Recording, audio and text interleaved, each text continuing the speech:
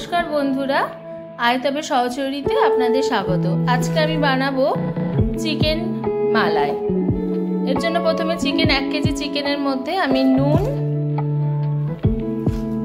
স্বাদ মতো কিছুটা টক দই দিয়ে দিয়েছি।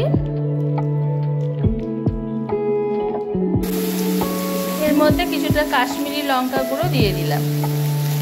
ভালো করে ম্যারিনেট করে মেখে ভালো করে রেখে দেব।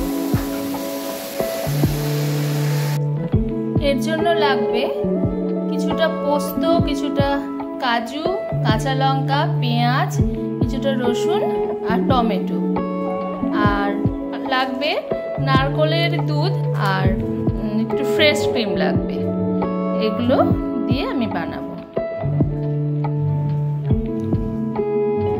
প্রথমে কাজু আর পোস্তটা আমি শুকনো গুঁড়ো করে নিয়েছি। এরপর একে একে টমেটো, পেঁয়াজ, রসুন এগুলো দেব, লঙ্কা দিয়ে বাটবো। মশলাটা রেডি হয়ে গেছে। কড়াইয়ে তেল গরম হয়ে গেছে, সাদা তেলে করব। এর মধ্যে আমি পেঁয়াজ ছেড়ে দিলাম।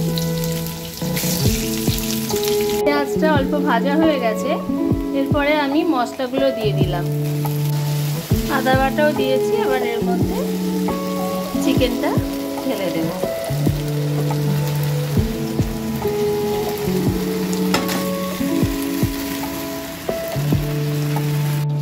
এবার চিকেনটা দেওয়া হয়ে গেছে। এবার ভালো আমি ঢাকা দিয়ে আঁচ বাড়িয়ে আমি কষে নিচ্ছিলাম।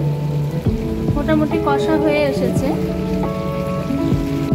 এবার এর মধ্যে আমি কিছুটা পোস্ত বাটা আর কাজু বাদাম বেটেছিলাম একসাথে, কাজু পোস্ত বাটা একসাথে দিয়ে দিলাম।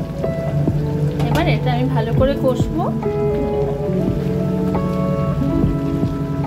এর মধ্যে কিছুটা আমি বাটার দিয়ে দিলাম।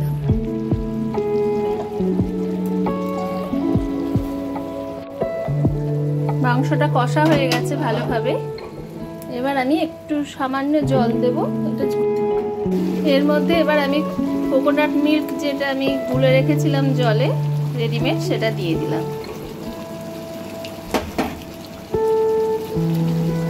আমার ভিডিওগুলো আপনাদের ভালো লাগলে অবশ্যই লাইক, কমেন্ট, শেয়ার করবেন। ইউটিউবে দেখলে অবশ্যই সাবস্ক্রাইব করবেন, তাহলে আমার খুব ভালো লাগবে। এর মধ্যে এবার নামানোর আগে আমি কিছুটা ফ্রেশ ক্রিম দিয়ে দিলাম।